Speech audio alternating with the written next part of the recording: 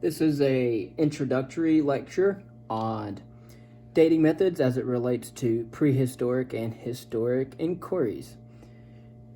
The story of radiocarbon dating, which is our first type of dating, begins in the upper atmosphere, where neutrons from cosmic rays bombard atoms of nitrogen to produce carbon-14 atoms. Carbon-14 is an isotope of carbon, which means that it is chemically identical to other forms of carbon, including carbon-12 and carbon-13. However, because of its extra neutron, carbon-14 is unstable, or, in other words, it is radioactive. The half-life of carbon-14 is 5,730 years. Thus, in a sample of carbon-14, half of the atoms will decay to a more stable carbon isotope over a period of exactly 5,730 years. In other words, 1% of the sample will decay every 83 years. For example, the half-life of radiocarbon, as has been mentioned, is 5,730 years. And from the point of time when the organism, for example, is removed from the carbon exchange reservoir, the concentration of carbon-14 begins to decay at the rate of 1% every 83 years, or 50% every 5,730 years. Once carbon-14 atoms form in the atmosphere, they rapidly combine with oxygen to form molecules of carbon dioxide, or CO2. These molecules then spread, of course, through the atmosphere, the oceans, the biosphere. It enters plants through photosynthesis.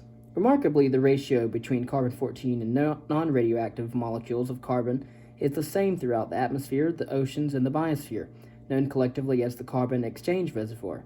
Carbon-14 decays at a constant rate and is found in the same concentration throughout the carbon exchange reservoir. How do these facts allow us to use carbon-14 in order to date archaeological remains? Animals, trees, and plants are all part of the carbon exchange reservoir. While they live, these organisms maintain the same concentration of carbon-14 found throughout the reservoir. This is as true for humans as it is for a tree. The tree exchanges carbon through photosynthesis, and human beings participate in the exchange reservoir by eating plants or animals that eat plants. However, when a plant or animal dies, it ceases to exchange carbon. From that point in time, when the organism is removed from the carbon exchange reservoir, the concentration of carbon-14 begins to decay at the rate of 1% every 83 years, or 50% every 5,730 years. Radiocarbon dating calculates the time since an organism was removed from the carbon exchange reservoir by measuring the concentration of carbon-14 relative to stable isotopes of carbon, carbon-13 and carbon-12. By calculating the amount of carbon-14 that has decayed, it is possible, therefore, to determine when the organism stopped exchanging carbon. This event usually marks the death of an organism. However, in trees, it marks the end of an annual growth cycle, which we will explain later in our dendrochronology section. The impact of radiocarbon dating on archaeology has been nothing short of revolutionary. Carbon-14 provided the first means of finding an absolute age for archaeological discoveries, an achievement that started when W.F. Libby won the Nobel Prize for it. In later readings, we will look at two other developments: calibration and accelerator mass spectrometry, or AMS. Radiocarbon dating works for samples less than 40,000 years old, although some researchers are attempting to transcend this frontier. Almost all organic materials, including bone and wood, can be dated.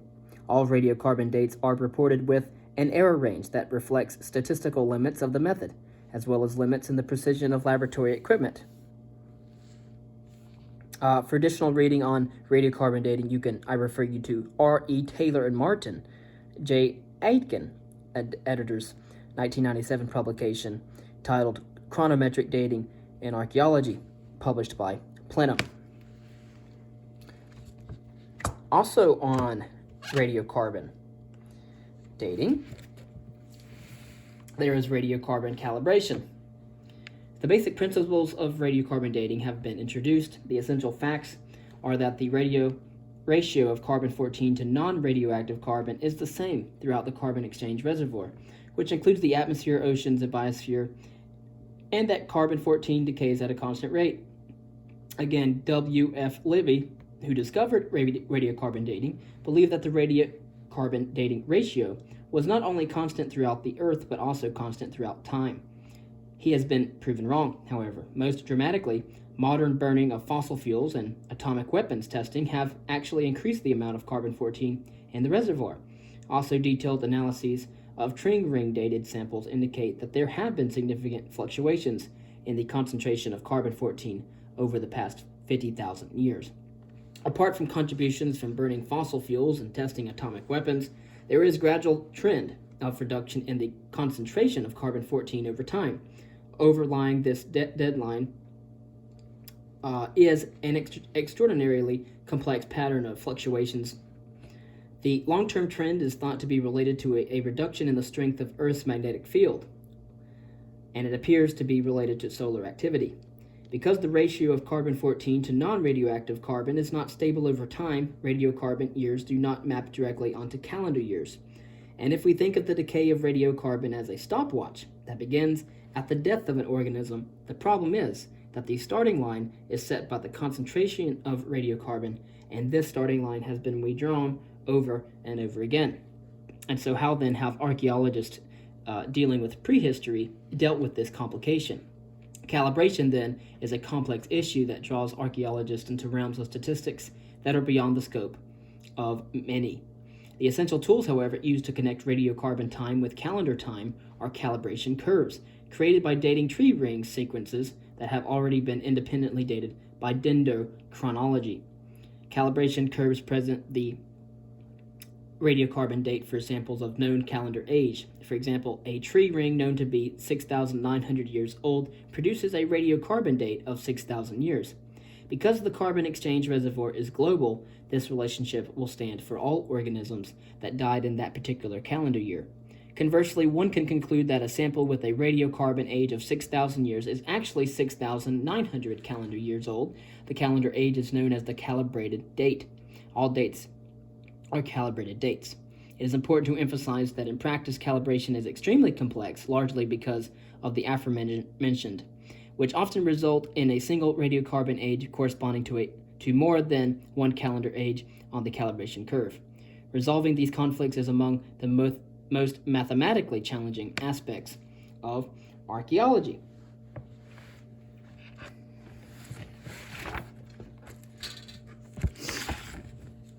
And our next carbon dating will be luminescence dating, or before going over luminescence dating, probably need to go over other two types of dating, paleomagnetic dating and argon dating. And this was for dating early hominin sites. Precisely dating early hominin sites is extremely challenging, so archaeologists are often forced to rely on a combination of methods to arrive at reliable age for a site in regards to relative and absolute dating methods.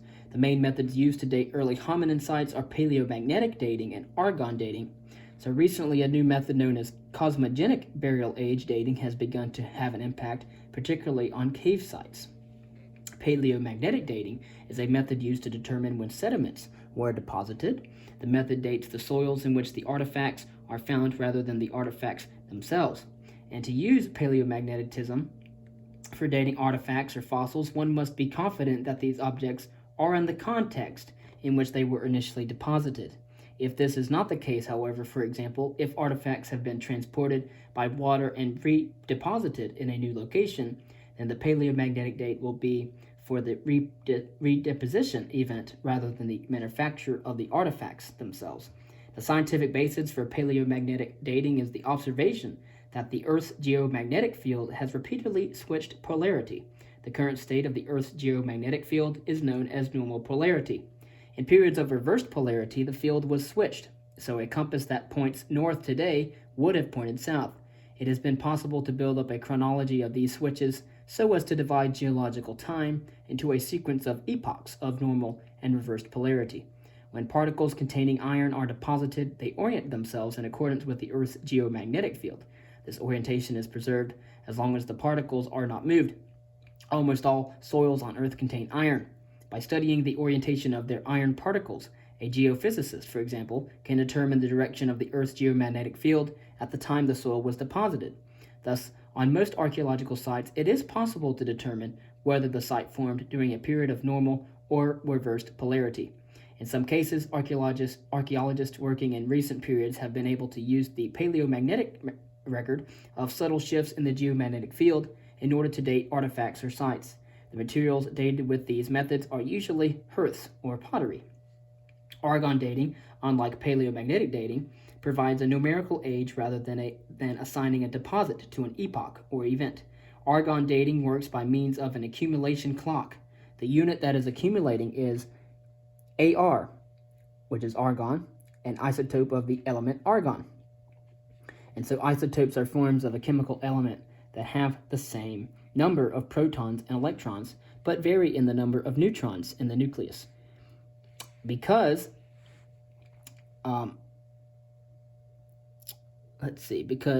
potassium, an isotope of the element an element, decays into argon at a constant rate. The rate at which argon accumulates is also a constant. The trick, however, with any accumulation clock is that it must be set to 0 at the point in time of interest. Argon diffuses rapidly at high temperatures, while potassium does not.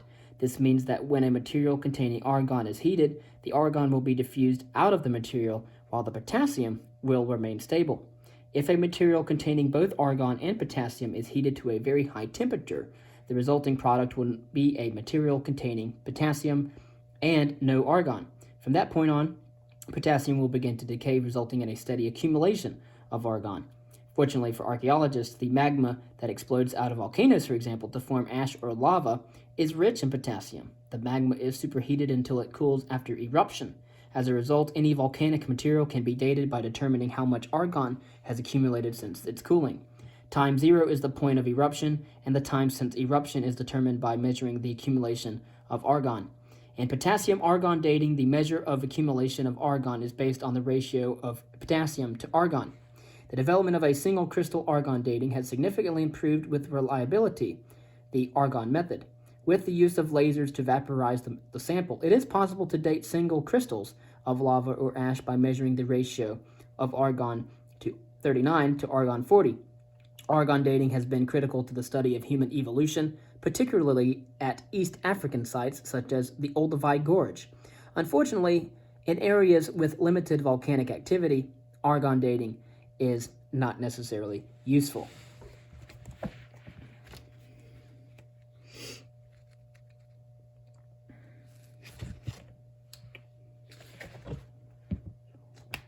Our next method will be the luminescence dating method.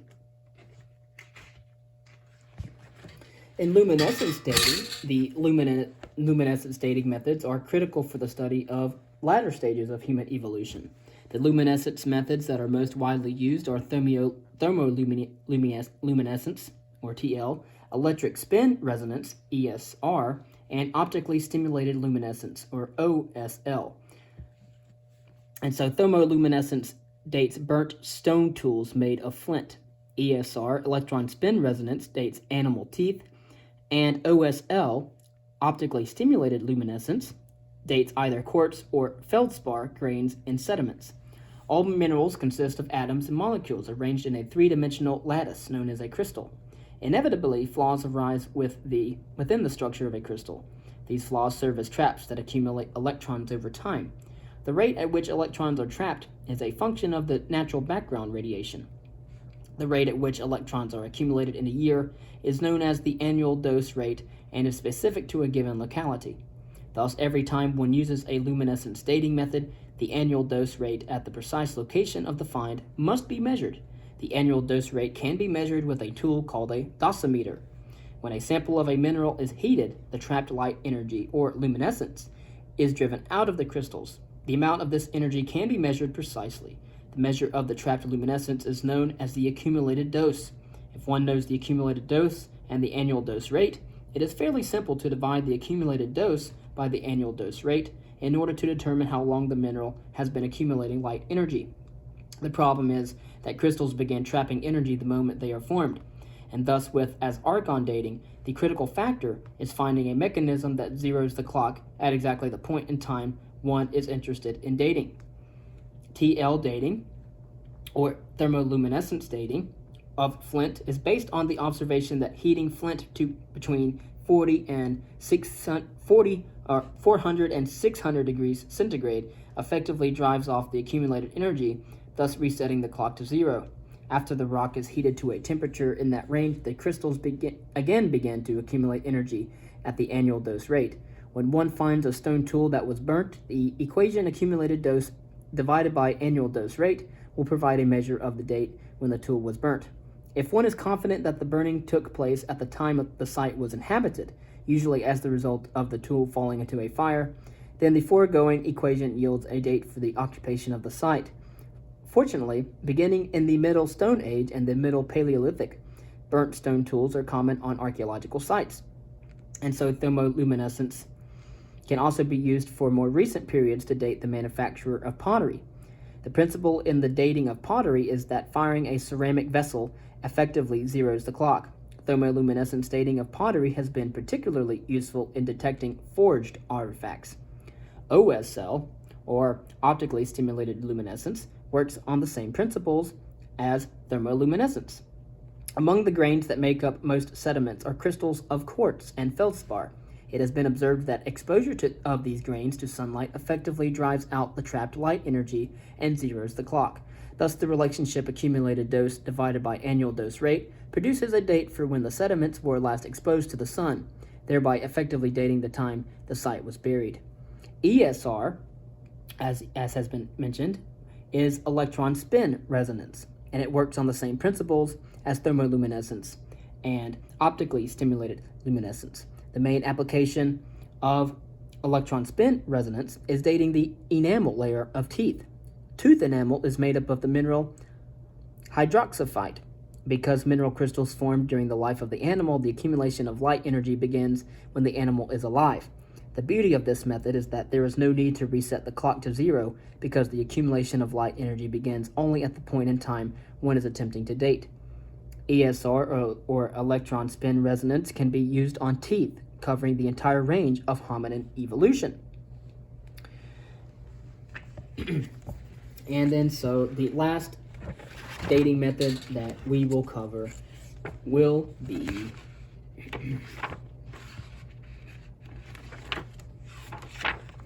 dendrochronology.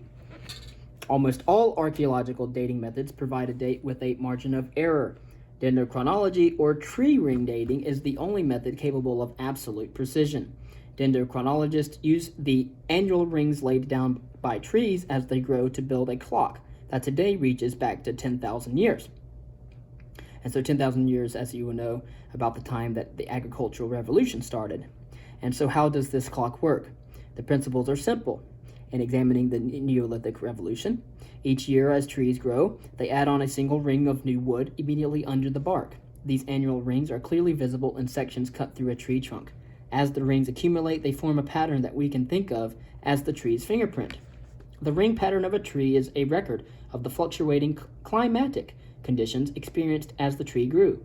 Within the same climatic region, trees of the same species experience similar growth conditions. This uniformity allows dendrochronologists to match up the tree patterns from different trees.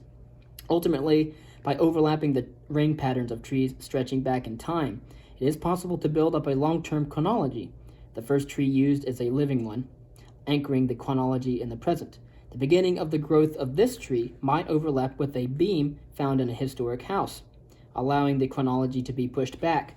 The historic beam might be found to overlap with the ring pattern of a tree recovered from an ancient bog, pushing the chronology still further back in time. Once a chronology has been built up, a new piece of wood can be precisely dated by finding the closest match between its ring pattern and the fluctuating pattern found in the long-term chronology. Dendrochronology has played a critical role in dating the prehistory of the American Southwest, for example. The method has also provided the essential scale for calibrating radiocarbon dates. Although dendrochronology does achieve absolute precision, this does not mean that archaeologists do not need to be very careful in using the data obtained. The ring pattern of a tree can be fit into a long-term chronology to anchor its growth and death precisely in time. However, archaeologists need to be certain that the wood from the tree was used soon after its death. If, for example, wood was salvaged from an old building, the dates provided by dendrochronologists could be far older than the actual date of the archaeological occupation. As with all dating methods, knowledge of the context in which the sample is found is extremely and pertinently critical. And for additional reading, you can see M.G.L. Bali, a 1995 publication titled A Slice Through Time, with the subtitle Dendrochronology and Precision Dating.